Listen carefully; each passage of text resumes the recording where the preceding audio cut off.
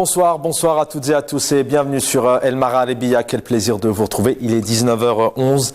Excusez-nous pour ces quelques minutes de retard. Soyez les bienvenus. Merci pour votre fidélité. Nous allons revenir sur cette actualité. Le titre qui va s'afficher en bas de votre écran. Algérie, paix à son âme, mort mystérieuse de maître Djemeldine Chaoui. On va revenir sur cette tragédie. La triste nouvelle est donc tombée hier soir, lundi 30 janvier précisément. L'avocat Djemeldine Chaoui, qui a disparu depuis plusieurs jours, plus d'une semaine, a donc été retrouvé mort. On va essayer de revenir sur cette tragédie. Son corps a été découvert dans la région de Toumiat El Harouch, précisément dans la wilaya de Skikda. Donc a annoncé la protection civile dans un communiqué. L'avocat et maire de la commune de Sept à Skikda, à l'est du pays, a été finalement retrouvé égorgé à El Harouch, je vous le disais. C'est un élu local, sachez-le. Il a vu son mandat gelé par le wali de Skikda. Avocat, vous l'avez compris, Djemeldine Chaoui a donc été assassiné. Rappelons tout de même qu'en avril 2021, il y a un peu plus d'un an, il avait déposé plainte pour tentative d'assassinat, sauf que sa plainte n'a jamais été prise en compte. Il avait-il signalé à l'époque sur sa page Facebook. On peut comprendre aujourd'hui que sa plainte est passée donc à l'as. Il avait donc parlé de menaces à l'époque, de tentatives de kidnapping, de vol, notamment de biens, en termes de voitures ou encore de sommes d'argent. On l'a compris, cette plainte est malheureusement restée sans suite et sans intérêt pour les autorités. Donc cet avocat, encore une fois, paix à son âme, on a une pensée bien évidemment pour toute sa famille. Sachez-le qu'il appartenait à ce comité de défense, ces grands avocats qui font un travail extraordinaire pour défendre les hirakistes, pour défendre ceux qui s'expriment, ce qu'on appelle donc les détenus d'opinion. Ils sont très très nombreux derrière les barreaux, les détenus politiques. On va y revenir bien évidemment. Voilà ce qu'a indiqué son père. Je cite: « Mon fils n'a aucun problème ailleurs, dit-il, sauf avec la mairie. Et les services de sécurité sont au courant. » Fin de citation. Je vous le disais, donc, on faut rappeler tout de même qu'il a été maire donc de la commune de Sept. On va essayer de comprendre est-ce qu'il y a un lien notamment avec ses activités politiques. Plusieurs questions vont se poser bien évidemment. Après les hirakistes, est-ce qu'aujourd'hui il s'agit des avocats? Pourquoi les avocats? Ce sont aussi notamment ces avocats qui font partie de ces comités donc de soutien, de défense des détenus, qui font le lien avec les hirakistes. Les avocats aujourd'hui subissent-ils des intimidations? Sont-ils en danger dans leur propre pays? Est-ce que les Algériens et les Algériennes doivent-ils donc avoir la sûreté, la confiance, la sécurité de leur justice, ou doivent-ils avoir peur de la justice? On va revenir bien évidemment avec nos invités pour essayer de comprendre ce qu'il y a derrière cette affaire. Avec nous donc pour en parler, Badreddine Guerfa, cadre du FIS. Bonsoir Badreddine Guerfa. Bonsoir, salam alaikum, c'est Chaban. Merci infiniment. Je rappelle que les téléspectateurs, on ne peut pas vous avoir par Skype ce soir. Nous avons un petit souci technique qui devrait se régler dans les prochaines heures. Maître Aïssa Rahmoun, donc avocat, vous êtes vice-président de la Fédération internationale pour les droits humains. Bonsoir maître. Bonsoir Chaban, bonsoir aux auditeurs et aux invités de Marharibiya. Maître, bonsoir une nouvelle fois. Je vais commencer par vous. On est le 31 janvier, ça vient de tomber sur l'APS, donc l'agence presse-service algérienne. Ça vient de tomber à 18h47 précisément. La Ligue algérienne des droits de l'homme dissoute en raison de la vacance de ses dirigeants installés à l'étranger. Voilà les sources citant, je cite, des sources très digne de foi.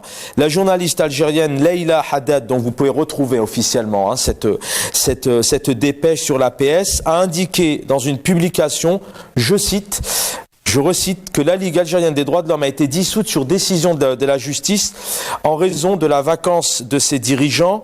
Selon la même source, les dirigeants de la Ligue algérienne des droits de l'homme, je cite toujours, sont allés s'installer en Belgique et en France, précisant donc qu'il s'agit de, je cite, Salah Debbouz, demandeur d'asile à Bruxelles, ainsi que Saïd Salhi et Aïssa Rahmoun, demandeur d'asile en France. Fin de citation. Cette journaliste qui est citée au sein de l'APS a donc rappelé que la Ligue je cite, n'a jamais été agréé. Je pense que ça va vous faire bondir, ça, Maître Rahmoun, ajoutant que la Ligue algérienne des droits de l'homme avait été citée dans l'étude de l'expert et analyste d'Ahmed Ben Saada, je cite, comme une des associations algériennes ayant reçu des financements d'organismes dépendants directement de services étrangers. Cette journaliste, donc Leïla Haddad, a en outre noté, je cite, que l'opacité de la gestion financière de la désormais ex-Ligue par son premier président, Moustapha Bouchachi, fut très énigmatique. Fin de citation. Une réaction, ce que vous venez d'entendre, Maître Aïssa Rahmoun, vous qui avez été d'abord, qui défendez aujourd'hui auprès de la Fédération internationale, qui a longtemps dirigeant de la Ligue des droits de l'homme en Algérie. Qu'est-ce qu'on peut dire face à cette absurdité qui relève d'une attitude maladive, voire d'un comportement psychiatrique désespéré à la fois.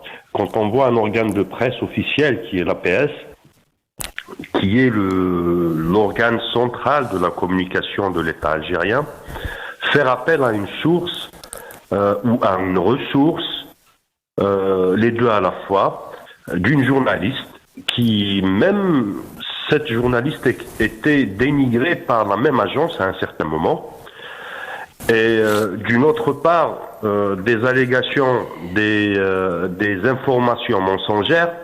Ça me rappelle aussi l'édito de Watan, ça fait 2 jours, contre Maître Patrick Baudouin. Et premièrement, si la Ligue est dissoute parce que ses dirigeants sont demandeurs d'asile à l'étranger, pourquoi recourir au tribunal administratif? Et quand on voit les attendus de l'arrêt du tribunal administratif, est-ce que la source et la ressource de l'APS, d'un État, d'une voie autorisée, qui est l'APS, il y a une contradiction, ça d'une part. D'une autre part, si la Ligue n'a jamais été agréée, pourquoi le ministre de l'Intérieur introduit une requête auprès du tribunal administratif demandant la dissolution d'une organisation déjà existante? Donc ça relève de l'absurdité. Maintenant aussi dans le contenu, il s'agit, là ils viennent de confirmer que le régime en place est toujours dans la manipulation, est toujours dans la déviation des vrais débats. L'APS devrait faire mieux pour des journalistes qui se disent qui doivent être professionnels. Le droit à l'information, c'est le droit du citoyen de la société. Et aujourd'hui, avec ce genre de dépêche, on est en train de violer ce droit, de le remettre en cause. C'est une insulte, non pas à la Ligue, c'est une insulte aux Algériens. Ça reste qu'est-ce que j'ai à dire? C'est indécent, voire non professionnel. C'est un dérapage. Ça ne respecte pas l'éthique journalistique ni les valeurs de la profession. Ça nous renseigne du degré du danger de ce régime et qui guette aussi ce danger qui guette la société civile et toute vie associative et syndicale en Algérie. On sait en tout cas, on se pose encore aujourd'hui des questions. Comment ce jugement a-t-il fuité? Pourquoi maintenant? Cette annonce à 18h47 aujourd'hui, en ce mardi 31 janvier, qui sort donc au sein de l'APS. Alors pour les téléspectateurs qui nous regardent, l'APS c'est l'agence presse service, donc c'est l'agence de presse journalistique de l'État algérien, qui est particulièrement en Algérie, une particularité qui est vraiment dirigée par le pouvoir. Est-ce qu'il, sans spéculer vraiment honnêtement, est-ce qu'il n'y a pas anguille sous roche derrière cette sortie? Est-ce qu'il n'y a pas une sorte peut-être de manipulation, de susciter d'autres polémiques, Permets-moi, Chapin, de te raconter une petite anecdote. Ça s'est déroulé durant les années 90, début 90, fin années 80. Quand des étudiants ont vu sur les murs de la faculté d'Alger une inscription qui disait Dieu est mort, signé Nietzsche. 3-4 jours plus tard, une âme malicieuse ou intelligente, je ne sais pas comment dire, avait répondu que voilà, Nietzsche est mort, signé par Dieu. Voilà où est la spéculation en fin de compte. Dieu, il ne signe pas. Si Nietzsche, Frédéric Nietzsche, assume pleinement sa conception philosophique, de son idéologie, de sa doctrine philosophique, il peut signer. Par contre, le bon Dieu exécute, il ne signe pas. Donc aujourd'hui, on retrouve le même énoncé, la même stratégie du régime qui tend à manipuler effectivement, à spéculer l'information, à désinformer le peuple. Et là, c'est comme j'ai dit tout à l'heure, c'est vraiment faire violence et nier ce droit à l'information. J'ajouterais une chose, que si Salah Dbouz ou Issa Rahmoun ou Saïd Salhi sont exilés par la force des choses, le président de la Ligue, c'est Nordin Ben Saad. Donc l'entité juridique, la personnalité morale que représente le président de la Ligue ne peut pas être niée et reniée par un journaliste, un organe de presse, sauf par une décision de justice qui reste en cours d'étude, bien sûr, parce qu'on a les possibilités de recours. Merci. Merci Maître, je reviens à vous dans un instant. Est avec nous donc Hamid Lelou, bonsoir, directeur de Reaching Independence True Social. Vous êtes à Washington, aux États-Unis. Bonsoir, c'est Chaban. Merci pour l'invitation. Bonsoir et bienvenue à vos invités ainsi qu'à vos téléspectateurs et téléspectatrices.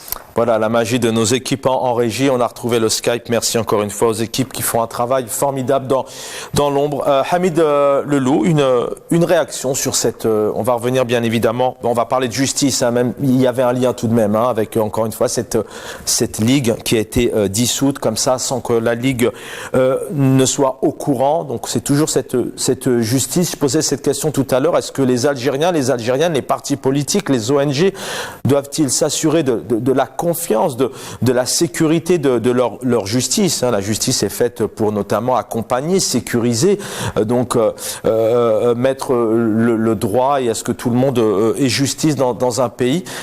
Avec d'abord cette affaire, qu'est-ce que ça vous évoque? On a un jeune avocat qui fut dans la politique, qui fut maire, paix à son âme, qui a été retrouvé mort hier, assassiné, alors qu'il y a 1 an, on le rappelle, avait déjà porté plainte pour plusieurs, notamment vols, tentatives de kidnapping, menaces et une plainte qui est restée sans suite. Merci. J'aimerais bien compléter un petit peu ce que votre invité vient d'annoncer depuis Alger.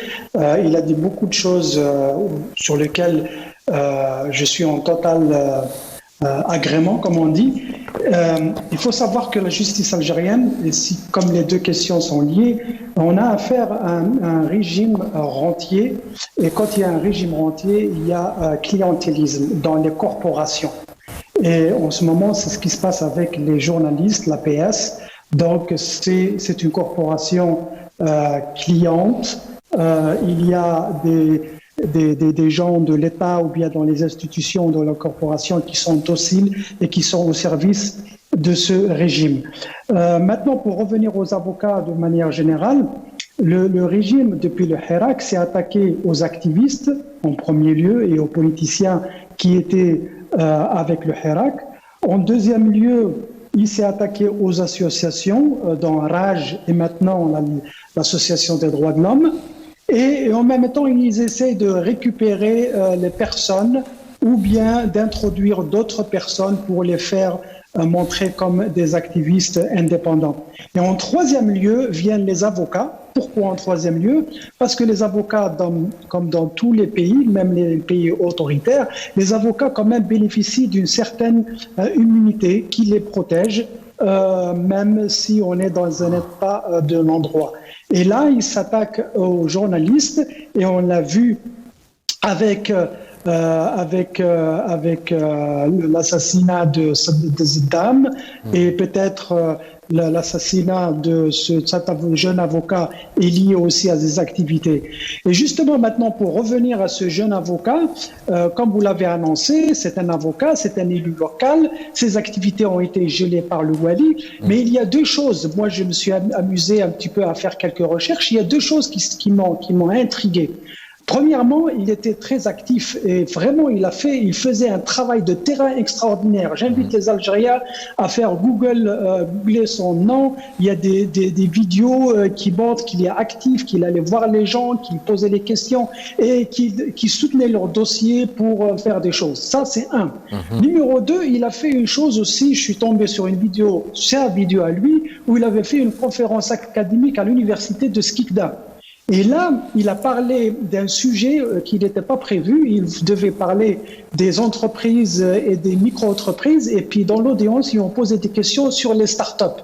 Et là, j'étais vraiment choqué parce que, allez voir cette vidéo, c'est très intéressant. Il était contre la démarche du système. Il disait que non, il faut pas qu'on aille avec les startups. Les startups, ça marchera pas en Algérie. Et d'ailleurs, de l'assistance lui a posé la question, est-ce que la législation algérienne était en phase avec les startups? Il a dit, à ma connaissance, non. Ils essaient d'utiliser la législation qui est appliquée sur les entreprises pour la faire sur les startups, alors qu'il y a une grande différence entre les startups et les entreprises. Effectivement, c'est un assassinat, mais c'est un mystère. Il faudra attendre pour voir où va nous mener cette affaire. Badreddine Galfa est avec nous. Merci pour votre patience. Bienvenue une nouvelle fois. Badreddine Galfa, cadre du FIS. D'abord, je pense que bien évidemment vous êtes ému, certainement en colère aussi, déboussolé que ce frère algérien puisse trouver la mort dans des conditions pareilles. On rappelle que il y a depuis un an, plus d'un an, avril 2021, donc il a porté plainte, c'est resté sans suite. Alors qu'on sait tout de même que les services de sécurité en Algérie sont très performants. En toute honnêteté, il y a un vrai travail qui est fait lorsqu'il faut monter un dossier sur un militant, un hirakiste, un homme ou une femme politique, alors que là, on n'a pas pris en compte. Sa plainte n'a pas été prise en compte. Il a malheureusement resubi la même chose, sauf que là, le drame est arrivé.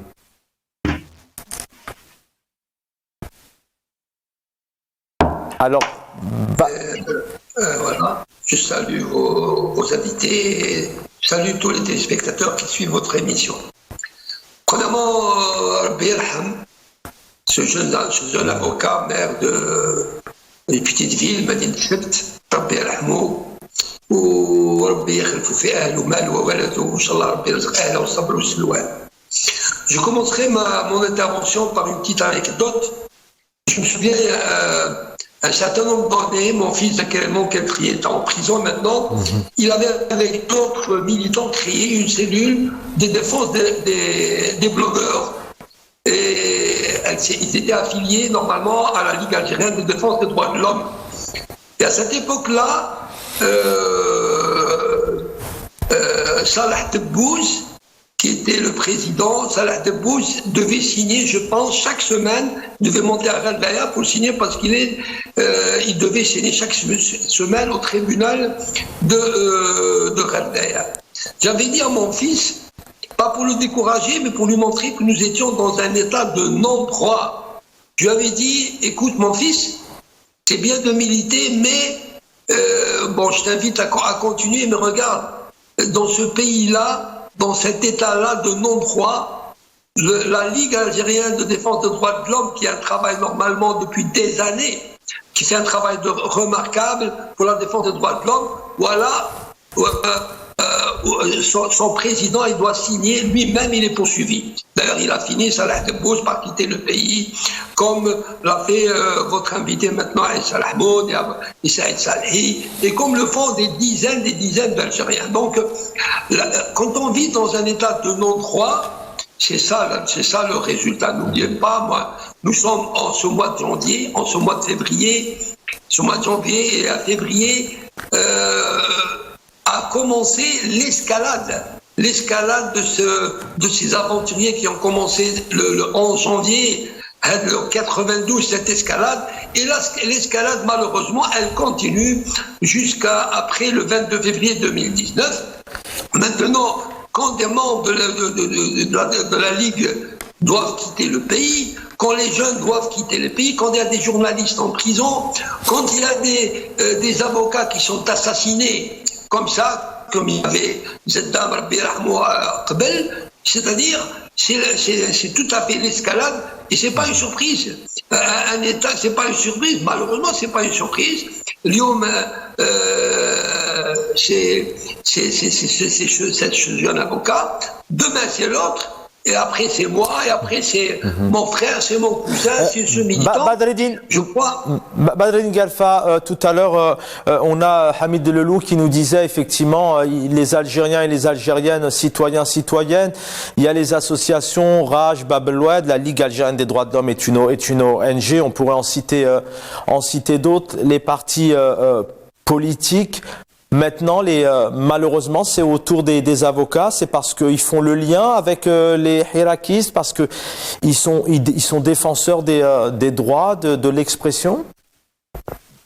N'oublions pas, c'est Chaban, que c'est la seule corporation, et c'est à son honneur, les avocats qui ont quand même créé Mejmoua Difa an al-Hirakiyin. Donc, c'est vrai qu'il y a des médecins, il y a des professeurs d'université qui sont dans le Hirak, mais c'est la seule corporation qui a créé une entité. Et c'est devenu des avocats, des militants qui sont à l'avant-garde de ce Hirak, et ils sont un certain nombre, donc certainement ils doivent être punis par ce régime, et on en voit les résultats. Maintenant, comme d'habitude, est-ce qu'il va y avoir une enquête sérieuse? Combien d'enquêtes depuis des dizaines et des milliers de morts? Il y a absolument rien. Même des gens du pouvoir qui ont été assassinés, comme Ben Yahya et tout ça. Bon, on va y venir. C'est une question importante, puisque depuis, d'ailleurs, Maître Rahmoun va réagir. Disparition sur plus d'une semaine, en temps normal, dans un état, peut-être un état de droit normal, on aurait dû entendre effectivement plusieurs politiques, procureurs intervenir. Peut-être le ministre de l'Intérieur aussi aurait dû s'exprimer. Maître Aïssa Rahmoun, vous pouvez réagir sur ce que vous venez d'entendre, mais c'est vrai qu'une disparition, il a porté plainte il y a plus d'1 an. Où est l'impunité? On sait qu'il y a des enquêtes qui sont faites pour déstabiliser, intimider, incarcérer aussi certains avocats. On en citait il y a quelques instants des hommes et des femmes politiques, des hirakistes. Donc là, une plainte il y a 1 an qui passe inaperçue. Est-ce que c'est malheureusement autour des avocats qui font le lien aussi, D'ailleurs, des avocats qui parfois subissent aussi des difficultés pour gagner d'autres procès, puisque on peut imaginer ce qui se passe en dessous. À mon tour, puis on ne peut pas rester indifférent de présenter mes sincères condoléances à la famille du défunt, mais aussi à la corporation des avocats. Un assassinat ou un meurtre ou un crime, et plusieurs responsabilités, plusieurs qualités à la fois. Maître Chaoui, il faut rappeler qu'il avait cette triple casquette. Il est avocat, donc il est dans la corporation de la défense. C'est un défenseur qui était impliqué aussi dans la défense des détenus d'opinion. 2, il s'agit d'un élu du peuple, un président d'APC. Une troisième qualité, c'est celle d'un membre du collectif des avocats pour la libération des détenus. Et plusieurs responsabilités. La première responsabilité, c'est celle du barreau national. Deuxième responsabilité, c'est l'ensemble des élus à travers le territoire national. Troisième responsabilité, c'est la responsabilité du peuple, qui ont transféré ce mandat à un élu, un président d'une municipalité. Quatrième responsabilité, c'est le parquet général. Cinquième responsabilité, le ministère de l'Intérieur à travers le Wali. Parce qu'apparemment, des informations qu'on a eues, que nous avons pu récolter par nos confrères et amis, Maître Chaoui était effectivement en désaccord avec le Wali de Skikda. Vous pensez que ça peut être, on essaye d'avancer, le temps passe vite, il est 19h35, vous pensez que ce qui se passe autour de ce jeune homme, de cet avocat qu'il fut, de sa disparition, de ce qu'il a subi aussi il y a plus d'1 an. Vous pensez que c'est lié à ses activités politiques? Je rappelle que son mandat a été gelé par le wali de Skikda. C'est possible ça? Dans le post qu'on avait pu lire dans la page Facebook du défunt confrère, il a dit clairement que les auteurs de la tentative d'assassinat, du vol, étaient connus et qu'il avait écrit au bâtonnier national à l'époque qu'il avait saisi la justice, il a déposé plainte avec des témoins. Alors d'avril 2021 jusqu'à pratiquement 2 ans après, il nous reste 2 mois pour arriver au terme de 2 ans. Où est la responsabilité du parquet? Où est la responsabilité de l'État? Où est la responsabilité de la justice? Quand on ne connaît pas les commanditaires, il faut aller voir les bénéficiaires. Et entre-temps, il était en désaccord avec le wali. Donc, beaucoup de questions restent suspendues. Effectivement, les avocats, le premier collectif qui était engagé dans la défense des détenus d'opinion, c'était le collectif des avocats pour le changement et la dignité, créé à l'occasion de la première marche des avocats du 28 février 2019 à Tizi Ouzou. Par la suite, il y a eu la prolongation à travers le territoire national. Gêne, effectivement, ces avocats dérangent le régime parce que principalement, c'est les témoins des exactions, c'est les témoins du non-fonctionnement de la justice, c'est les témoins de l'arbitraire. Et c'est pour cela aujourd'hui le régime veut en découdre avec les avocats. Je reviens à vous, Maître Rahmoun. Hamid Lelou, avec nous en direct de Washington, une réaction sur ce que vous venez d'entendre. Et puis, est-ce qu'il y a-t-il un lien? D'abord aussi, on sait quand même que, je le disais tout à l'heure à Badreddine Guelfa, il y a des services très, très performants. On pense à Ihsan El-Qadi, qui est un confrère journaliste. On sait combien son dossier il a été d'une certaine manière monté, comment les services sont capables et sont performants, hélas, pour aller l'intercepter, l'interpeller à pas d'heure dans cette nuit du 24 au 25 décembre. Et pourquoi ce jeune avocat n'a pas eu le droit à ce qu'à un moment donné, il ait cette sécurité, à ce qu'il y ait une enquête, à ce que sa plainte soit prise en compte. On a encore ici une double justice, une double mesure. Alors, je ne connaissais pas ce jeune homme, Allah yarhamou, mais j'ai l'impression qu'il faisait un travail de fourmi au niveau local. Il n'était pas connu au niveau national, mais en plus de son activisme, en plus du fait qu'il était élu et encore une fois, moi j'ai fait des recherches et je trouvais qu'il faisait beaucoup de travail de terrain au niveau de l'environnement, au niveau des constructions illicites, au niveau des abris ou bien des maisons qui n'ont pas été construites. Probablement, il a travaillé sur le détournement de l'argent au niveau de sa commune, etc. etc. Donc en clair, ça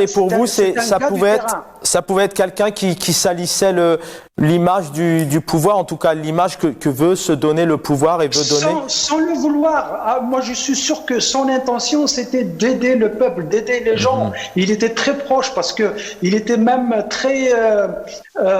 J'ai entendu ces petites sorties en vidéo. Il était très démagogue. Il parlait bien aux gens. Mais est-ce qu'il y avait justement, quand je dis salir l'image du pouvoir, c'est ce que le pouvoir se donne, parce qu'on voit qu'il y a 2 mondes. Il y a l'image du pouvoir qu'on voit à la télé, cette Algérie, et puis il y a ce peuple derrière et ces hirakistes. Il gênait aujourd'hui, c'est un avocat, une nouvelle génération qui gênait. Absolument, c'est ça le mot. Je cherchais le mot. Il gênait. Et je ne serais pas surpris s'il découvrait que les commanditaires étaient des gens qui travaillaient avec lui.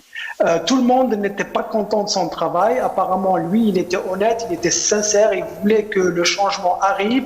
C'est quelqu'un qui, c'est quelqu'un qui a intégré le système pour faire le changement de l'intérieur. Mais malheureusement, à un moment donné, il a buté sur des gens, des tacites du système qui ne voulaient pas de ce changement. Et encore une fois, je reviens aussi sur la vidéo au niveau national, où à un moment donné, il parlait donc des startups et quelqu'un est venu lui couper la parole, tout court lui a dit ça y est, on arrête là. J'invite les gens à voir la vidéo. Il parlait, il disait qu'il était que l'Algérie n'était pas prête pour les startups. En tout cas, l'Algérie n'a rien fait pour préparer les jeunes aux startups et que pour lui, c'est la micro-entreprise, c'est les entrepreneurs dont on avait besoin. Et donc, moi, je trouve que ce jeune homme faisait un travail local et il gelait beaucoup. Et entre autres, le Wali qui a gelé son travail, on ne connaît pas la raison pourquoi il a été gelé. Et moi, je regrette que le défunt n'ait pas laissé de preuves écrites de qui était derrière la tentative d'assassinat, qui était derrière le vol de 176 millions de centimes. Et je vais épargner le côté graphique pour vos téléspectateurs, mais je pense que il n'a pas seulement été tué, ils ont fait un travail vraiment macabre et dégueulasse. Je vais pas donner les détails que j'avais lus dans certaines sources. Et aussi, sa voiture a été retrouvée calcinée sous un pont à quelques kilomètres de l'endroit où on avait trouvé son corps. Donc il y a deux pistes à mon avis, une piste locale, peut-être que c'est juste les gens qui travaillent avec lui et peut-être il les a pris la main dans la poche en train de détourner de l'argent, peut-être. Ou peut-être ça a un côté national, ces activités au niveau de l'activisme, la défense des droits des activistes et aussi la dénonciation de ces projets, de ce gros projet des startups. Je reviens à vous dans un instant. Badreddine Guelfa, c'est ça l'une des raisons, peut-être, on essaye de comprendre encore une fois ce soir ce qui a pu se passer, pourquoi il a été ignoré de la sécurité, en tout cas de la justice. On aurait pu prendre sa plainte en compte, le sécuriser, l'accompagner, essayer aussi de faire une enquête de pourquoi il ait reçu ces intimidations, ces menaces aussi. C'est un homme, un Algérien, une nouvelle génération qui croyait en son pays, qui défendait les libertés, qui était avocat auprès des hirakistes. Il gênait ce jeune homme, encore une fois, paix à son âme. Moi aussi, Chaban, j'avais dit dans ma première intervention que nous étions dans un état de non-droit. C'est tout à fait clair. Donc, chercher une enquête sérieuse dans un état de non-droit, c'est se fourrer le doigt dans l'œil. Je crois, en plus des responsabilités qu'a cité Maître Issa Rahmoun, j'ajouterai une responsabilité, c'est la nôtre.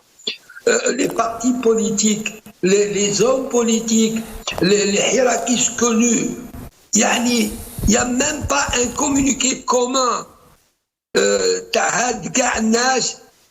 Pour parler de cet événement triste et malheureux.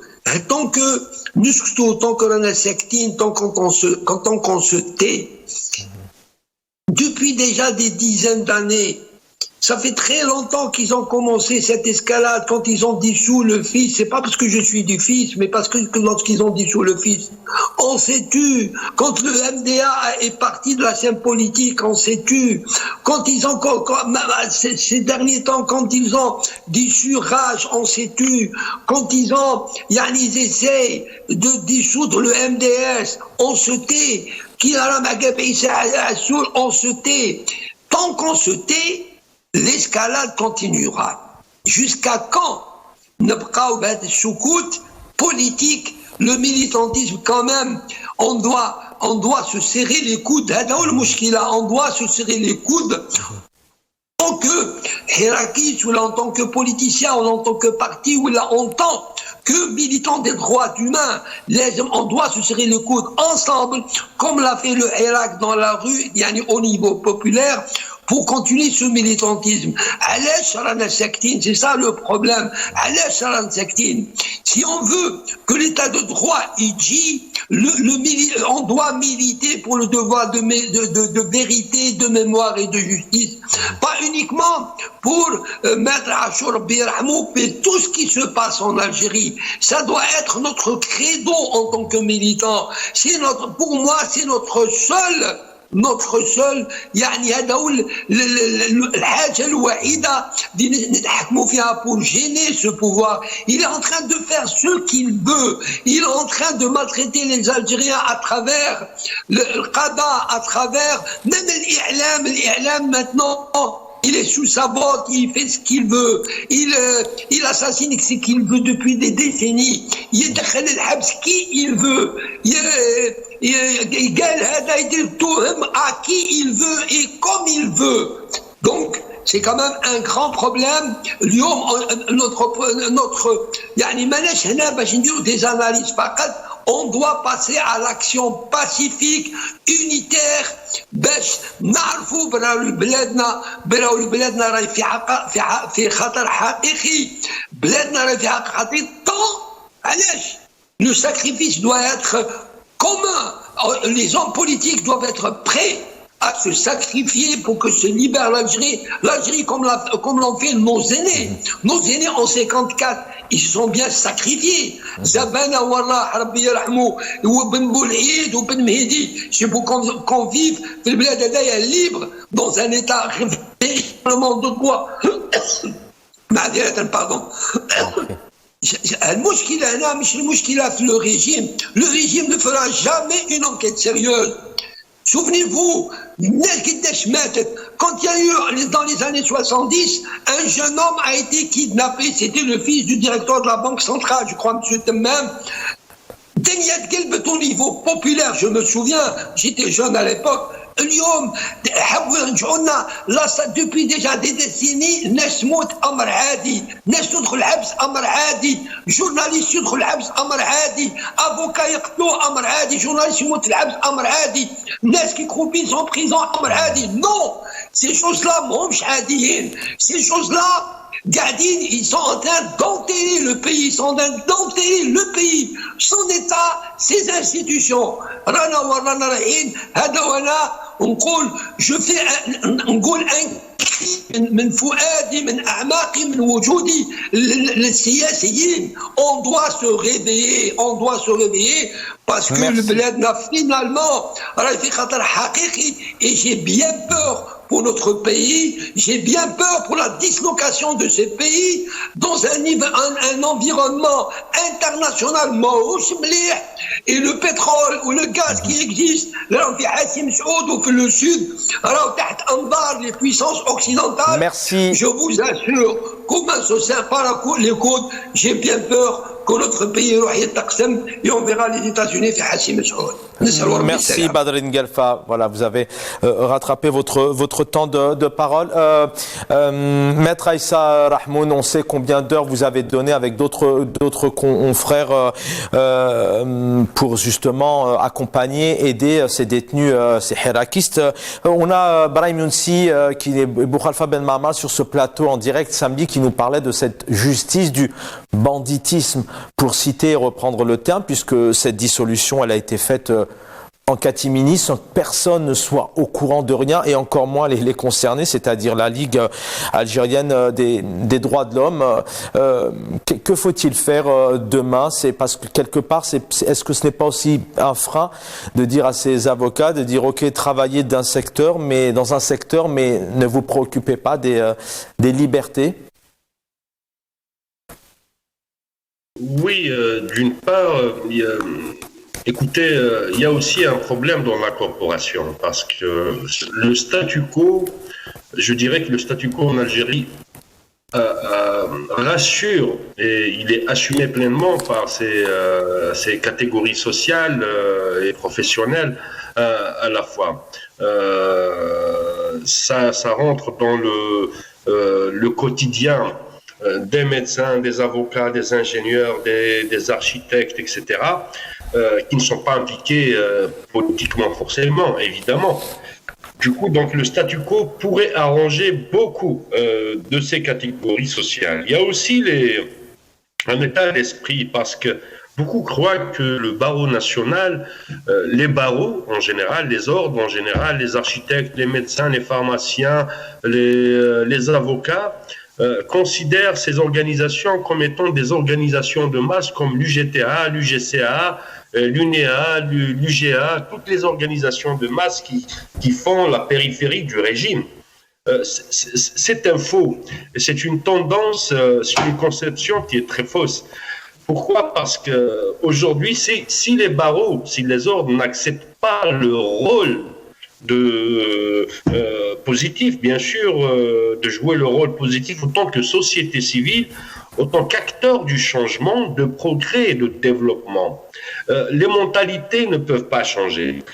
Donc, le problème, il se pose en termes légaux, en termes de loi, parce que les lois sont faites en sorte que le bâtonnier soit le roi du barreau, que le président de l'ordre des médecins soit le roi du président de l'ordre, mais jamais une émergence de jeunes, de nouveaux avocats, de nouveaux médecins qui prennent la décision et la destinée des ordres et des barreaux. Ça, c'est un problème, effectivement. La justice qu'elle est devenue aujourd'hui, elle n'est pas devenue aujourd'hui, elle est ce qu'elle est. La justice ne pourra jamais être indépendante dans un système qui est autoritaire. Le législateur, l'APM, les députés ne pourront jamais être indépendants ou exercer leurs prérogatives de contrôle, d'organes de contrôle, mais Merci, maître, effectivement. Donc, qu'ils soient indépendants du régime politique, et c'est ainsi pour le pouvoir exécutif et médiatique. Merci, effectivement, des politiques et des députés, d'ailleurs, qu'on n'a pas du tout entendu pour l'instant. Le dernier mot de la fin, vous avez une toute petite minute, Hamid Lelou. Merci. Moi, il y a un caractère qu'on avait omis, peut-être parce qu'on n'a pas eu le temps, mais c'est le côté international de la chose. Effectivement, vos invités à partir d'Algérie ont donné le contexte national. Moi, je vais faire une petite intervention sur le caractère international. Rapidement, s'il vous plaît. On a vu que c'est... Oui. Rapidement. On a vu ces derniers temps que les régimes avaient tout fait pour un petit peu un travail de pénétration dans les institutions internationales, y compris la Commission des droits de l'homme au niveau des Nations Unies, la présidence rotative au niveau de la Ligue arabe, de la Commission islamique et tout ça. Pourquoi ils font ça? Ils ont fait ça maintenant. À mon avis, ils se disent qu'à l'international, à l'étranger, nous avons les mains libres. On va verrouiller toutes les activités en Algérie. Maintenant, on s'attaque à la corporation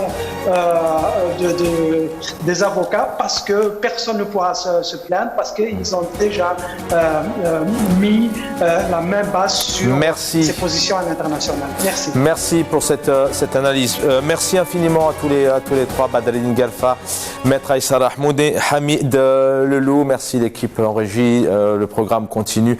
On a une pensée bien évidemment pour la famille de Maître Jamaldine Chaoui, paix à son âme. Dans quelques instants, El Humq, j'espère, j'aurai le plaisir de vous retrouver demain soir.